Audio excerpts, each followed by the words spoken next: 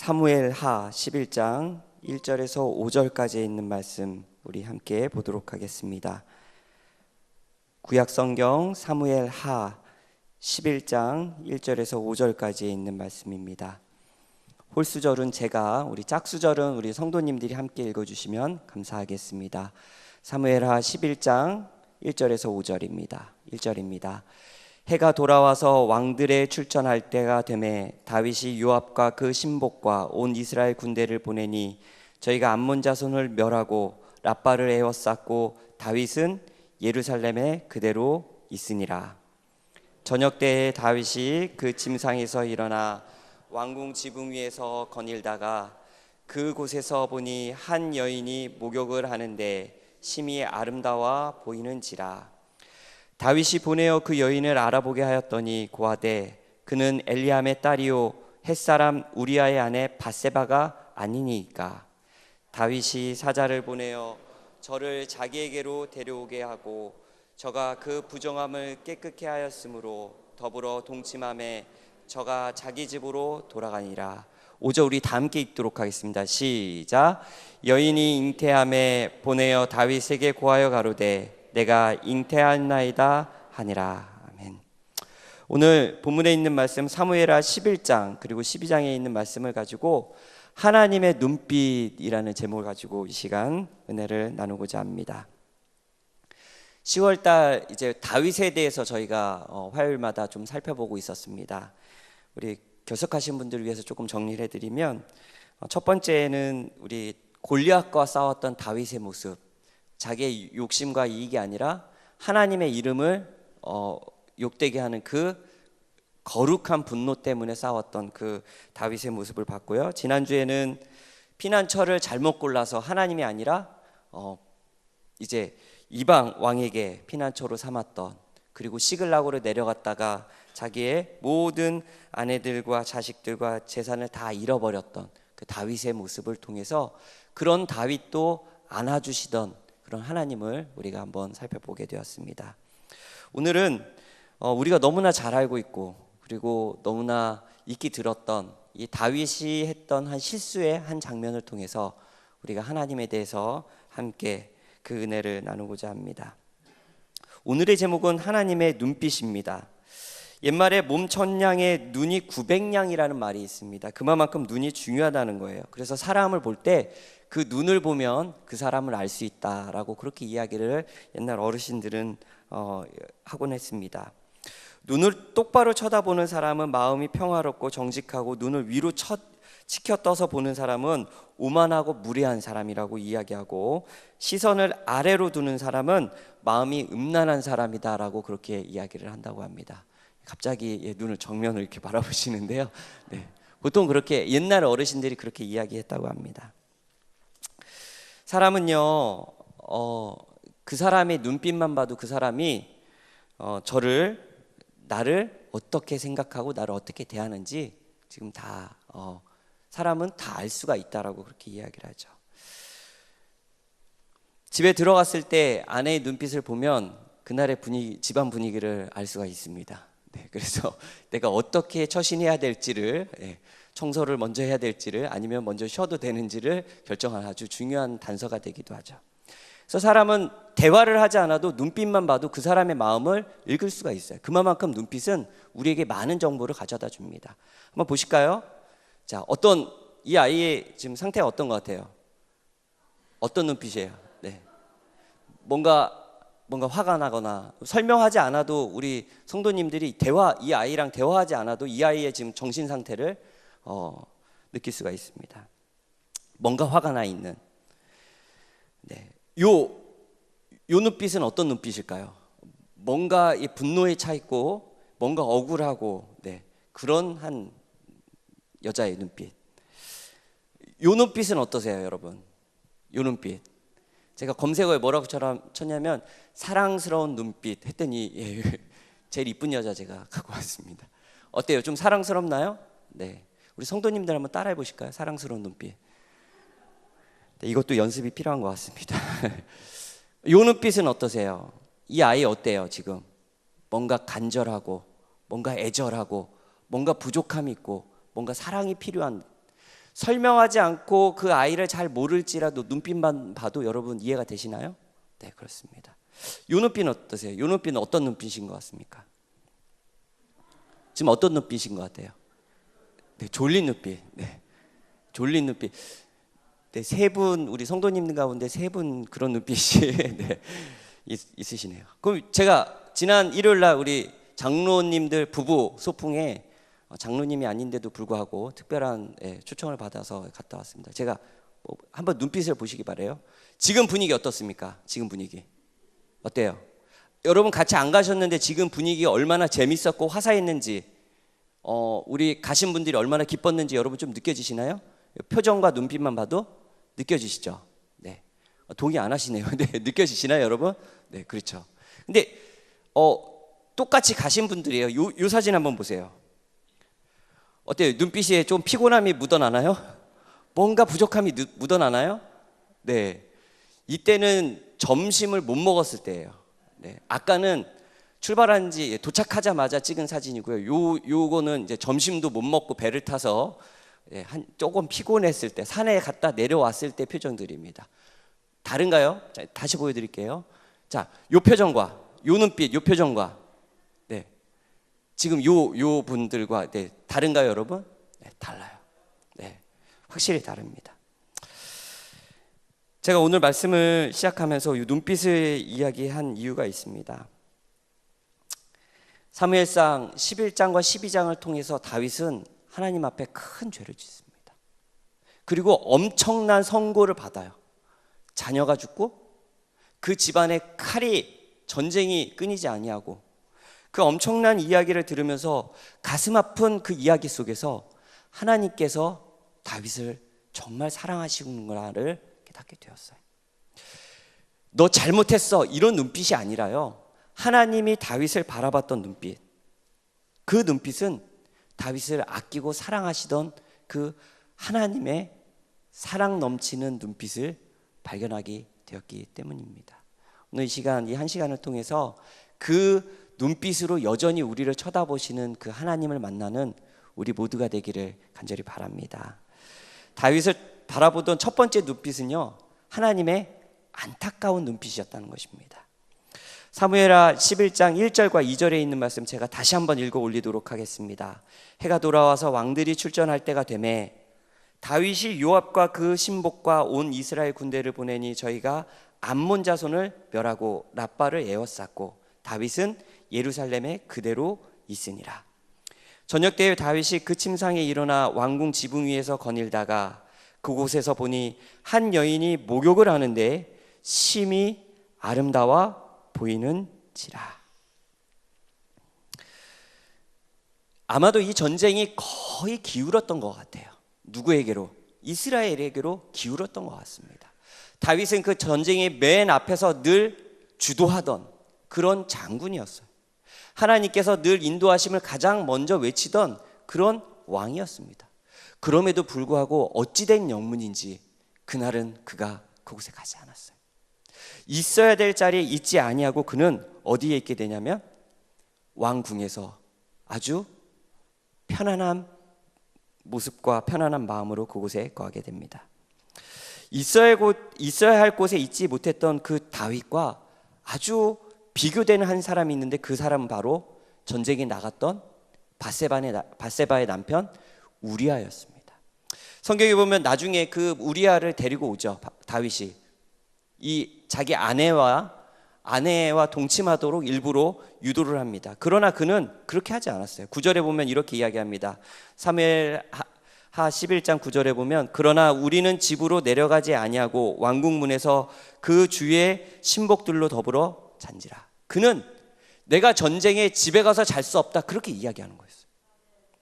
장군은 그렇게 했는데 왕은 어떻게 한 거예요? 지금 어디에 있었어요? 다 전쟁터에 나가 있을 때 혼자 왕궁에 있었다는 것입니다. 여러분 기억하세요. 있어야 할 곳에 있지 못할 때 우리는 우리의 사명을 잊어버릴 수 있다는 사실을 기억하는 우리 모두가 되기를 간절히 바랍니다. 사명은 없어졌어요. 그 없어진 사명의 자리에 다윗의 마음에 무엇이 들어왔냐면 사심이 들어오기 시작했습니다. 자기의 음욕과 욕심이 자리 잡게 되었어요. 여러분이 꼭 있어야 될 자리가 있나요? 있습니다. 안식일에는 여러분 꼭 어디에 있어야 돼요? 네, 세 분만 교회 오실 것 같아요. 큰일 났네요. 네. 안식일에는 여러분 어디에 있어야 돼요? 교회에 있어야 돼요. 교회. 거기가 바로 여러분이 있어야 될 자리예요. 어떤 이유를 막론하고 다윗이 우리가 전쟁 거의 다 이겼으니까 나는 집에 성전에 왕궁에 있어도 돼. 어차피 이긴 전쟁이니까 그거는 핑계가 되지 않아요. 안식일이면 우리가 있어야 될 자리 어디요? 교회에 있어요. 그는 그의 자리, 있어야 될 곳에 있지 않을 때 그는 사명을 잊어버렸다는 사실이에요. 우리도 마찬가지예요. 예배 시간에 교회 없으면 사단이 가만둘까요? 그렇지 않다는 사실이죠. 사명을 저버린 사심 가득 찬 이 다윗을 사단은 가만두지 않았습니다. 그리고 2절에 보니까 이렇게 이야기해요. 그가 왕궁 제일 꼭대기에서 이렇게 아래를 내다보는데 하필이면 누가 보여요? 목욕하는 여인이 보이는 것이에요.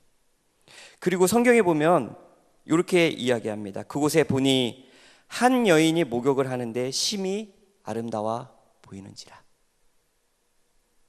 여러분 잘 기억하세요. 본 것이 잘못입니까? 그런 건 아니에요. 그 자리에 있었던 건 잘못이지만 우연히 본 것은 그의 죄가 아니었어요.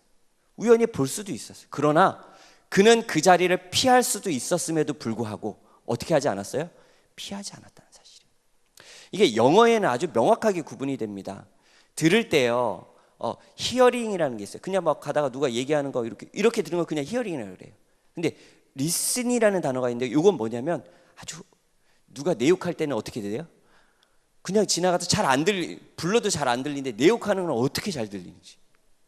보는 것도 마찬가지예요. 보는 것도 단어가 두 가지가 있는데 하나는 see 이렇게 그냥 보다 그냥 이렇게 쭉 보는 거예요. 성도님들은 대부분 그냥 see 이렇게 그냥 보는 거죠. 쓱 보세요. 근데 여러분 그거 아세요? 담임 목사님은 그냥 보시는 게 아니고 어떻게 하냐면 watch 살펴서 봐요. 누가 안 왔나. 네. 또 모르실 줄 아시죠? 여기 위에서 여기 서 보세요. 다 보입니다. 근데 그날 다윗이 봤던 것은요, 그냥 본 것이 아니라 C가 아니라 뭐였어요? 워치였던 거예요. 자기가 그 자리를 피할 수 있었음에도 불구하고 그는 그곳에서 벌써 마음으로 뭐가 시작되었냐면 죄가 시작됐다는 것이. 이 본다는 게요 얼마나 다른 일인지 몰라요. 저에게 4살짜리 아들이 있습니다. 어느 날 같이 제가 들어가서 목욕을 하는데 샤워를 하는데 저를 유심히 봐요. 아들과 아빠인데도 제가 어떻게 했냐면 이렇게 뒤돌아섰어요. 갑자기 창피해져서. 근데 그게 보는 게 여태 동안 봤던 그 보는 게 아니었어요. 자세히 봤다는 거예요. 여러분 한번 상상해 보시기 바랍니다. 그날 그 위에서 다윗이 바라봤을 때 그 다윗의 눈빛이 어떤 눈빛이었을까요? 그는 죄가 가득한 그런 눈빛으로 쳐다보게 되었어요. 화이트 부인은 이 부분에 대해서 이렇게 이야기합니다. 다윗은 겸손히 여호와의 능력을 의지하는 대신에 자신의 지혜와 능력을 의지하기 시작하였다. 그래서 전쟁터에 안 나갔다는 거예요. 벌써 자기의 능력을 의지한 거예요. 근데 더 제가 감동을 받았던 그 뒤에 있는 구절이었습니다. 이 일은 겉보기에는 매우 적은 일처럼 보이는 것들, 즉 하나님께 충실하고 당신을 전적으로 의지하기를 게을리하는 일이나 세상의 풍속과 행습을 따르는 경향에서 시작한다. 그의 죄가요 그렇게 큰 죄를 짓는 데 있어서 아주 큰 사건이 아니라 그가 어떻게 한 일이요? 하나님께 작은 일에 충실하는 것을 게을리했을 때부터 그 죄는 시작되었다는 사실이에요. 사랑하는 성도 여러분, 지난 3일 우리는 이 작은 일에 하나님께 충성하는 이 작은 일에 우리는 어떻게 하셨나요? 만약에 그 일에 게을렀다면 이 다윗이 우리의 반면교사가 되어서 다시 한번 작은 일에도 충성할 수 있는 주님의 거룩한 백성들 되기를 간절히 소망합니다. 그 이야기를 들은 이 다윗은 결국 그의 마음대로 했습니다. 하나님이 원치 않는다는 사실을 아는 것에도 불구하고 그는 어떻게 했냐면 그 여인을 취하였어요. 근데 그 여인에게서 들려오는 이야기가 무슨 이야기냐면 5절에 보니까 이렇게 이야기합니다. 여인이 잉태함에 보내어 다윗에게 고하여 가로되 내가 잉태하였나이다. 만약에 아이를 잉태하지 않았으면 어떻게 했을까요? 아마 다윗은 그 자기의 죄를 묻으려고 했을 것입니다. 그 죄를 감추고 은폐하기 위해서 이 다윗은 더 큰 죄를 져요. 전쟁에 우리아를 내보내 그 우리아가 어떻게 하게 만드냐면 죽게 만든 것이었습니다. 그 모습을 하나님께서 다 아시고 성경에는 그 모습에 대해서 이렇게 이야기를 합니다. 그 장사를 마침에 다윗이 보내어 저를 궁으로 데려오니 저가 그 처가 되어 아들을 낳으리니라. 다윗의 소위가 여호와 보시기에 어떻게 하였더라? 악하였더라. 그 우리아를 결국엔 죽게 하고 그 아내를 데려와 정식으로 내 아내를 만드는 그러한 일을 다윗이 하게 되었습니다. 여호와 보시기에 악하였더라. 결국 그가 아이를 낳아요. 근데 제가 이 말씀을 묵상하면서 한 가지 깨달은 사실은요, 죄가 정말 무섭다는 사실이에요. 하나님의 마음에 합한 그 다윗도 자기의 죄를 짓고 회개하지 않았습니다. 그가 그렇게 빨리 회개한 거 아니었어요. 여러분 잘 생각해 보세요. 아이가 태어나려면 어느 정도가 걸리죠? 10개월이 걸려요. 여기 성경절에 보니까 사무엘하 11장 27절에 보니까 저가 그 처가 되어 아들을 낳으니라. 아들을 낳았대요. 그러니까 이 다윗이 자기가 음욕을 품고 그 아내를 취하고 죄를 지은 다음에 적어도 기간이 얼마나 지났어요? 1년이 지났어요. 1년 동안 아무도 모른다고 생각한 이 다윗은요, 회개하지 않았어요. 자기의 죄를 죄책감조차도 갖지 못하고 그것을 은폐했다는 것이에요. 이 죄는요, 얼마나 무서운지 죄를 지으면 익숙하게 됩니다. 그리고 그것이 확장되죠. 그리고 시간이 흐르면 그것을 은폐하고 그리고 더 이상은 그것을 죄라고 여기지 아니하는 그러한 모습까지 발전하게 됩니다. 다윗이 여기까지 왔어요. 무감각한 상태.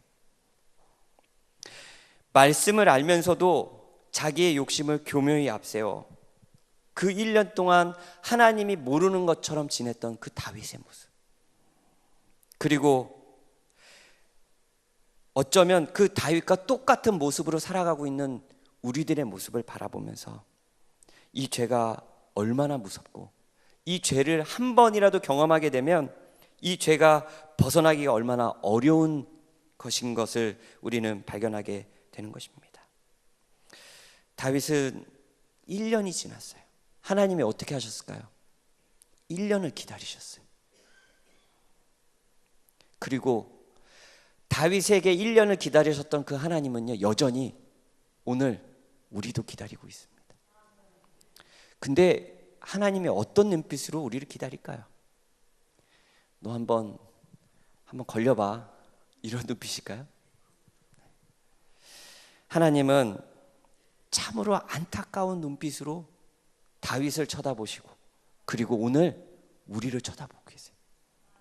마치 아담과 하와에게 찾아가서 아담아 내가 어디 있느냐라고 바라보시던 그 하나님의 눈빛으로 예수님께서 오늘도 우리를 쳐다보고 계신다는 것입니다. 제가 지난 안식일에 우리 성경 대회에 참석한 아이를 보게 되었는데요. 제가 잠깐 보여드리겠습니다. 너희가 나를 사랑하는 형제 나를 머리 지키야 너무 잊어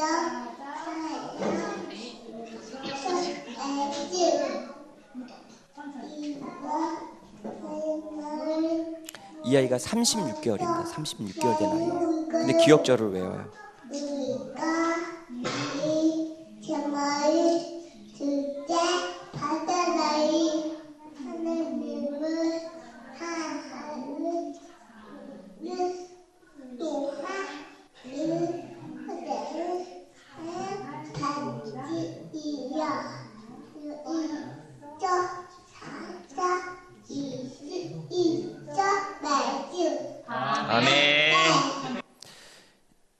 아이가 기억절을 외우는데 지금 여러분 우리 성도님들 2개만 보셨잖아요. 근데 이걸 10몇 개를 외우는 거예요. 기억절 대회 나와서. 근데 이거 다음부터 3가부터는요 이제 이 아이가 잘 못 외워가지고 한참 시간이 걸리는 겁니다. 제가 그래서 보다가 이렇게 뒤를 이렇게 돌아봤어요. 근데 모든 사람이 조금 얼굴이 지겨워하는 그런 얼굴이었어요. 근데 딱 한 분, 정말 안전부저 못하고 막 손짓 발짓 다 해가면서 하나님이 막 이렇게 하시는 분이 있어요. 누구였을까요? 그 엄마였어요. 그 엄마는 모든 사람이 다 지겨워하는 그 시간에도 아주 그 아이를 안타깝고 사랑스러운 눈빛으로 쳐다보고 있었던 것입니다. 사랑하는 성도 여러분, 우리가 다윗과 같은 죄를 질지라도 하나님께서는 안타까운 눈으로 우리를 보신다는 사실을 기억하는 우리 모두가 되기를 간절히 바랍니다. 2번째는 하나님께서는 공의의 눈빛으로 우리를 바라보신다는 것입니다. 사무엘하 12장 9절입니다. 우리 함께 읽어보도록 하겠습니다. 사무엘하 12장 9절입니다. 시작. 그러한데 어찌하여 내가 여호와의 말씀을 업신여기고 나 보기에 악을 행하였느뇨. 내가 칼로 햇사람 우리아를 죽이되 암몬 자손의 칼로 죽이고 그 철을 빼앗아 내 철을 삼았도다. 2번째 하나님이 바라보시는 눈빛은 바로 공의의 눈빛이었습니다. 죄에 대한, 분명히 다윗을 사랑하는 것은 알겠지만 하나님께서는 그 죄만큼은 용납하지 아니하시는 분이라는 사실을 확실하게 성경을 통해서 우리에게 이야기하고 있는 것입니다.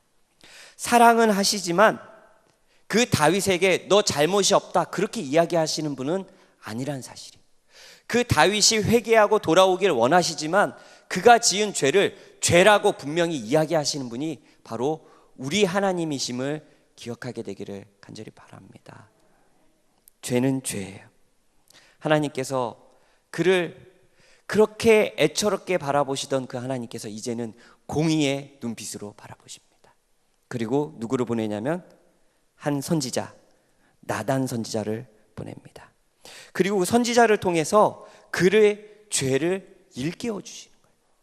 만약에 이 선지자를 보내지 않았다면 스스로는 회개하지 못했을 거예요. 근데 하나님께서는 다윗을 사랑하셔서 이 나단 선지자를 보내주셨어요.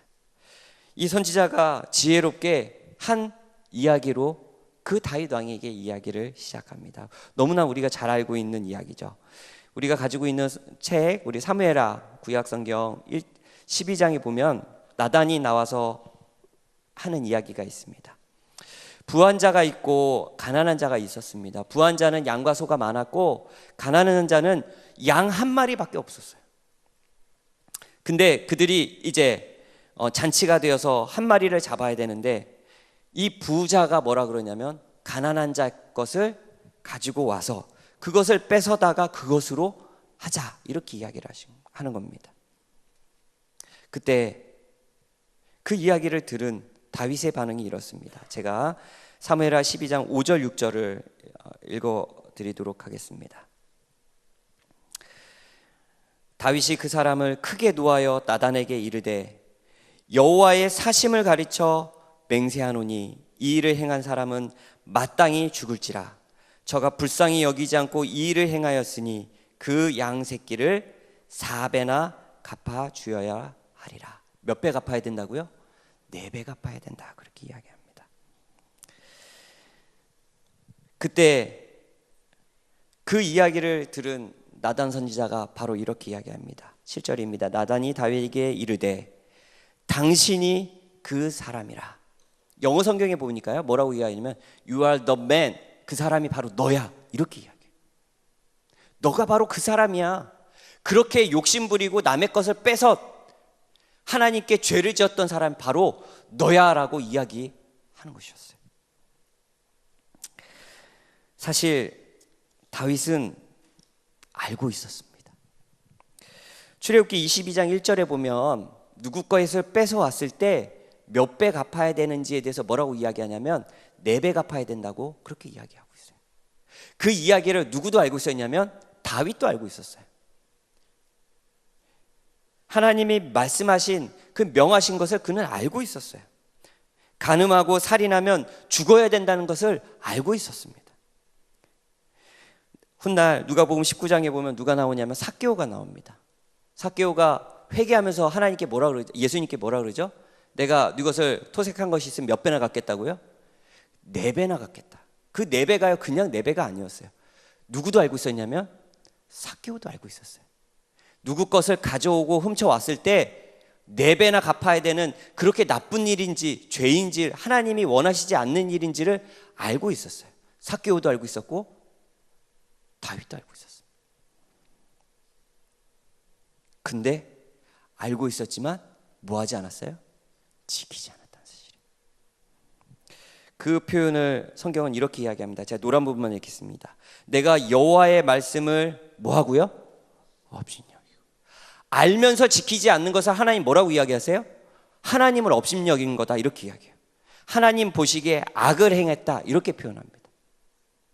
이게 비단 다윗과 삭개오만의 문제입니까? 그렇지 않아요. 우리도 얼마나 많은 것을 알고 하나님의 뜻이 무엇인지 알매도 불구하고 다윗처럼 삭개오처럼 모른 척, 아닌 척, 그냥 넘어가도 되는 척 우리는 그렇게 살고 있지 않습니까? 오늘 이 시간 다윗이 경험했던 그 회개가 우리의 경험이 되기를 간절히 바랍니다. 저를 한번 따라해 보실까요? 아는 대로 살자. 다시 한번요. 기도처럼 살자. 알기만 하는 것이 아니라요. 하나님께서 정말 원하시는 것은 그것을 실천하는 거였어요. 우리가 오늘 모여서 기도만 하는 것이 아니라 기도한 대로 뭐 하는 거예요? 기도하는 것처럼 사는 것을 하나님께서 원하신다는 것입니다. 다윗은 그렇게 하지 못했어요. 말씀이 기준이 아니라 내가 그 사람이야 그렇게 이야기했을 때 그제는 다윗이 그때서야 깨닫게 되었던 것입니다. 내가 말씀의 기준과 함께 세상의 기준도 가지고 있구나. 어느 때는 세상의 기준을, 어느 때는 말씀의 기준을. 내가 이렇게 하나님을 업신여기며 살고 있구나라고 그는 그제서야 깨닫게 되었던 것입니다. 사랑하는 성도 여러분, 오늘 이 저녁에 다윗에게 하셨던 네가 그 사람이야 그 이야기가 우리에게도 적용되기를 간절히 바랍니다. 우리도 그 사람이에요. 우리도 그런 사람이에요. 알면서 지키지 아니하는 저도 그런 목살.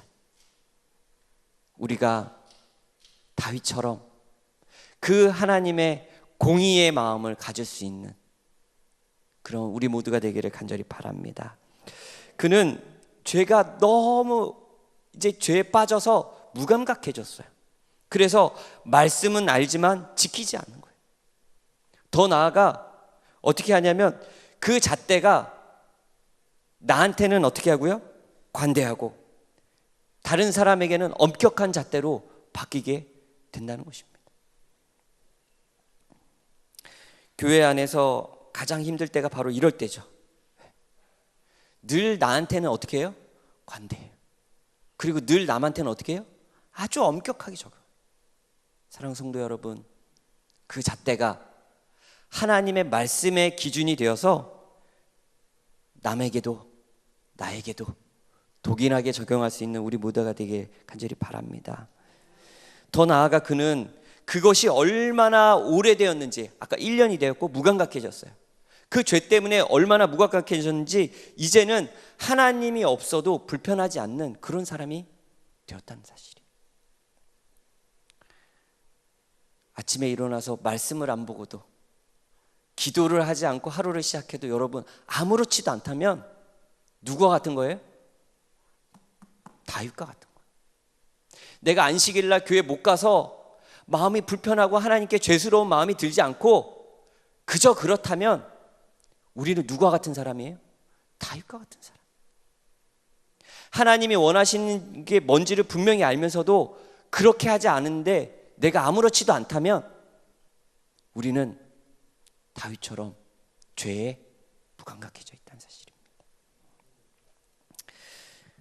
한 청년이 저에게 와서 교회가 너무 불편하다고 그렇게 이야기하는 거예요. 뭐가 그렇게 불편하냐 그랬더니 소그룹이 모여서 기도 제목을 나눈 게 자기는 그렇게 불편하대. 얼마 전에는 우리 어린이 교회에서 이제 예배를 훈련시키기 위해서 찬양하고 기도할 때 일어서서 합니다. 근데 아이들이 이게 훈련이 안 돼가지고 기도할 때 다 앉아서 기도해요. 그래서 몇 번 계속해요. 근데 한 부모님이 너무 불편하다는 것입니다. 불편해서 못 하겠대요. 안 했으면 좋겠대요. 어떤 분은 예배가 불편하신 분도 있어요. 어떤 분은요, 교회에서 눈물을 흘리며 기도하시는 그런 성도님을 보면 되게 불편해 하시는 분이 계세요. 여러분 기억하세요.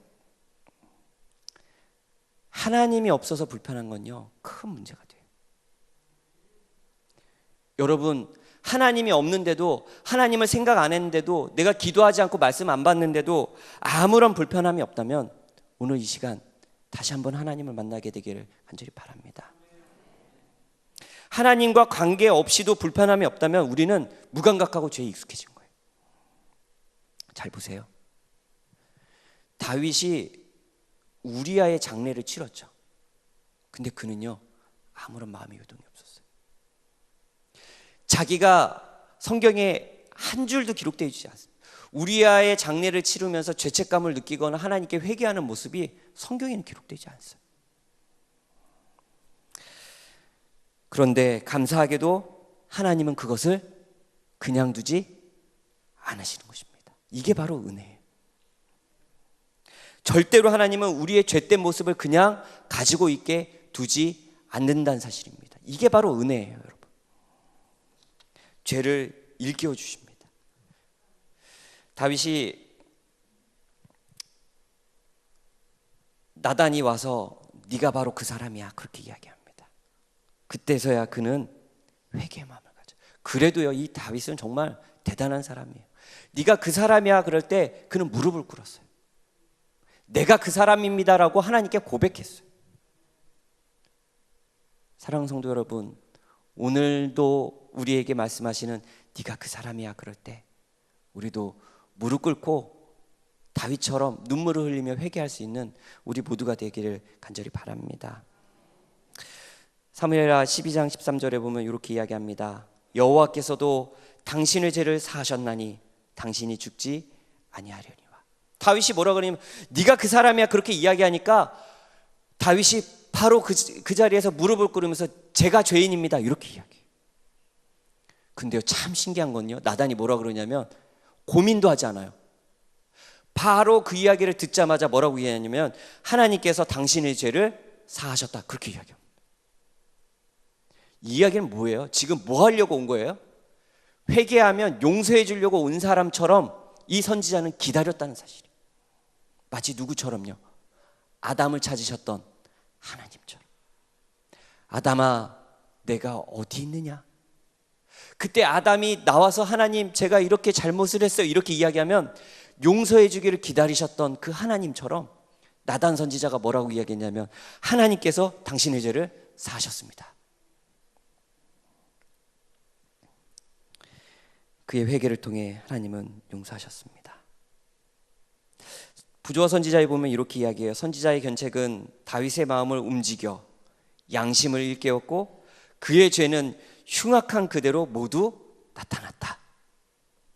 우리 노란색 한번 읽어보도록 하겠습니다. 그의 영혼은 시작. 그의 영혼은 굴복되어 하나님 앞에 회개하였다. 아멘. 오늘 이 경험이 우리의 경험이 되기를 간절히 바랍니다. 우리의 죄가 다 드러나더라도요, 하나님께 우리의 영혼이 굴복되어서 새 심령, 새 생명을 갖고 돌아갈 수 있는 이 예배가 되기를 간절히 바랍니다. 하나님께서는 다윗의 회개를 통해 용서하시고 사랑하시고 은혜를 베푸셨어요. 그렇지만 여러분 기억하세요.